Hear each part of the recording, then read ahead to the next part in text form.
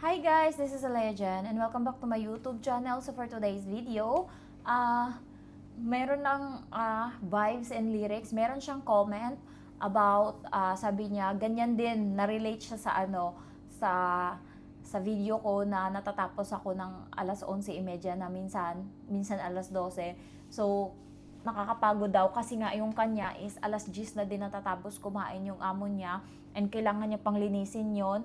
So, natatapos ka talaga alas 11. Relate ako dyan kasi pare-pareho daw sila tayo. So, yun nga, yun yung nakakapagod sa trabaho natin. Marami tayong oras na nagtatrabaho tayo, tas konti lang yung oras ng tulog na kulang talaga na minsan sobrang bigat ng ulo ko. Alam mo yung nagtatrabaho ako pero parang sumasabay lang ako yung naglalakad ako pero yung ulo ko mabigat. Ganun yung pakiramdam ko dati na kapag sinabihan na niya akong matulog, as in paglapag ko talaga sa higaan, tulog talaga ako agad. So, ganun yung kaya nga alam nyo, ilang na akong hindi nag-a-alarm simula dumating ako dito, hindi ako nag-a-alarm. Parang thank you Lord, hindi na ako nag-a-alarm, hindi na katulad dati na hate ko yung tunog ng alarm ko. Ibig sabihin, kailangan ko nang bumangon.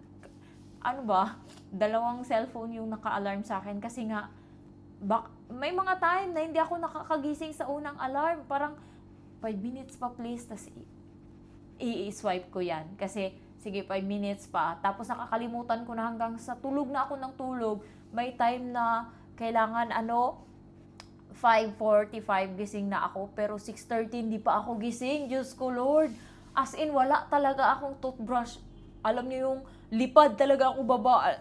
May pasa ako kasi nga talagang ang bilis-bilis ko bumaba.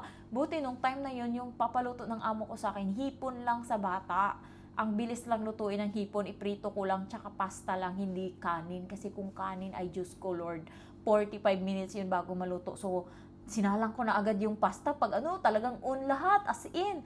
Buti na lang kamo, nung time na yon mga 7:15 ata lumabas yung amo ko sa kwarto. Kaya natapos ko pa yung mga gawain ko. Tsaka, ay Diyos ko, ayoko nang maulit yun. Kaya itong iPhone kapag nag-alarm to, hindi to titigil. Mahina lang yung boses niya pero tuloy-tuloy, hindi siya titigil hanggat hindi mo siya ini-stop. Hindi katulad doon sa isa kong cellphone na ini-swipe ko lang, tapos na, wala na. Ito talaga kailangan, may, alam niyo yung mag-focus ka pa muna. So, magigising ka pa muna bago mo ma-stop yung alarm ng iPhone. So, kaya ina-alarm ko to kasi nga ito yung parang ko talaga, pangligtas ko ng buhay. Siguro nagte-thankful na rin ako kasi minsan nagigising ako, halimbawa nakakatulog uli ako sa alarm tas wala ng alarm. May mga times na magigising ka yung parang ay, anong oras na, pag-check ko ganyan. So parang na, oy gising, yung parang ganon. So ako na, ay salamat, at least natawid ko yung buong araw na walang problema. Kasi ang hirap nun pag gising nila tapos walang kakainin yung bata sa school kasi nga hindi ako nakaluto. Yun yung kinakatakutan ko sa lahat na hanggang natapos ako hindi nangyari. Salamat Lord. So, yun nga, kailangan pag nag-apply ka sa Hong Kong as helper, kailangan yung ulo mo or yung mo is sanay ka sa puyatan kasi nga dito sa Hong Kong yung tulog alas 12:30 ganyan. Masaya na ako pag may alas 12 ako natulog, tapos yung gising niyan 5:45. So 5 hours nga yung tulog, tapos ngayon bumabawi talaga ako ng tulog. Ngayon nga kailangan sana namin or pupunta sana kami doon sa sa Bana Hills ba yon.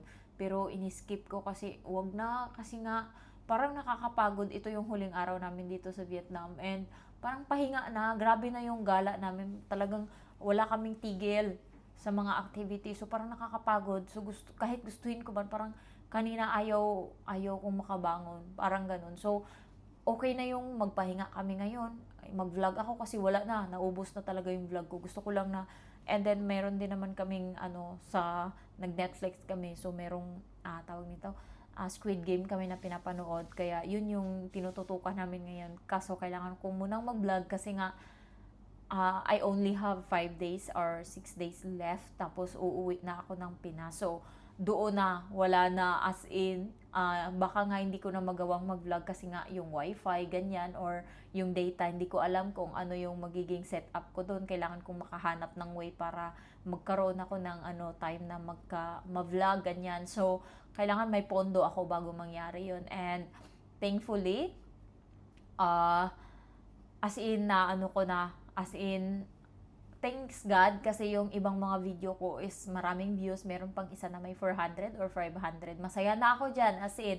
Kasi dati 100 plus lang yan. So, ang laki ng revenue niyan sa akin. Mabot yan ng $3 isang araw. So, nakapondo na ako ng siguro mga nasa 49 USD na. So, kailangan ko na lang ng konti para makasahod na naman ako sa susunod. So, at least kahit paano mayroon akong extra income. So, nakakapagod talaga yung Hong Kong. Pero isipin mo, malaki din naman yung sahod. Maabot na ngayon ng 38 yung sahod sa Hong Kong.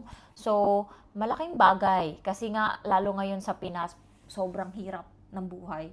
Lalo ngayon, talagang, alam nyo, na sobrang daming corrupt ng Pinas. Makikita mo dito sa Vietnam, ang dami nilang mga activity for tourists na ang daming tourist dito. So, ang dami nilang pera. Marami silang mga government na mga owned.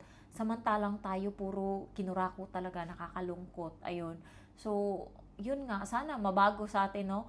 Kaya mahirap yung buhay natin kasi wala tayong masyadong mga trabaho na pwedeng gawin sa Pinas. Hindi katulad nila dito, marami silang mga activity for tourists, may mga banana boat, may mga nagpapaddle sila. So, halos may mga trabaho yung mga lokal dito. And then, makikita mo kahit maliit lang yung mga lupa-lupa nila, tinatamnan nila yan kahit maliit lang yan ng mais or ano, yung hindi sila tumitigil magtrabaho. Hindi katulad sa atin, puro tambay. Ang daming mga lupa na nakabakante, hindi nilalagyan ng mga pananim. So, sabi ko talaga pag uwi ko, hindi ko sasayangin yung araw ko doon magmarites. Kailangan makapagtanim ako ng kung ano-ano para meron akong mga garden, ganyan. Ayan, gusto ko yung mga ganyan. Tapos, meron din naman kaming grocery. So, at least kahit papano. And then, mag-Gcash ako doon, maglo-load. So, para may extra ba? Para kahit papano, habang nag-aantay ako, may ginagawa ako. So, kung sa Pinas ka kasi, tapos, ito, kuryente, tubig, tapos, kung sa Manila ka pa nakatira, OPA. So, mahirapan ka talaga. Kaya kung dyan na lang muna kayo sa Hong Kong, tiisin nyo na lang kung kaya pa naman. Kasi sa hirap ng buhay sa Pinas, ay nako, maiisipan mo rin uling bumalik sa Hong Kong. Kaya habang nandyan pa kayo, tapos okay naman yung amo nyo, kung tulog lang naman yung kulang, pahinga lang, kaya naman natin sigurong tiisin pa konti para lang kahit papano may mauwi tayo or makapag-ipon para pag negosyo, ganyan. Kasi mahirap talaga pag umuwi ka tas wala kang ipon, tapos pagdating mo sa Pinas mag-a-apply ka uli. Hindi mo alam kung yung susunod mo na amo is mabait pa or hindi. Kaya kailangan i-sure mo muna na may stable ka na, may pagkukuhanan ka na, merong ganyan. So, ako talaga, kung gugustuhin lang, ayoko rin naman sana pang umuwi. Pero, kailangan kasi nga yung papel. So, kailangan ko ng maasikaso. And baka darating na yung time na nandyan na yung papel and wala na akong oras na makasama yung mama ko. So, yun yung sinusulit ko yung time. Baka may ilang buwan na lang akong natira na makasama siya. So, sinusulit ko. And gusto ko rin na ma-focus yung dalawa kong pamangkin kasi napapabayaan yung pag-aaral nila. So, ayun lang guys. Thank you for watching and I love you all. Bye-bye.